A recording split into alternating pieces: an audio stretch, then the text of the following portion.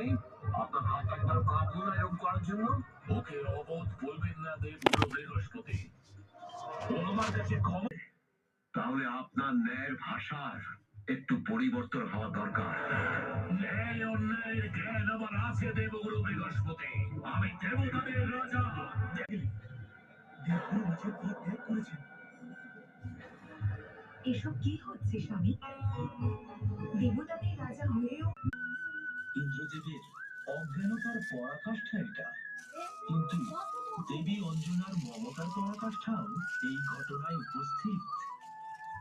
তিনি মারুতিকে সুরক্ষিত ফেরাতে না পারেন, তাহলে দেবতাদের কি বলবেন? এই তিনটে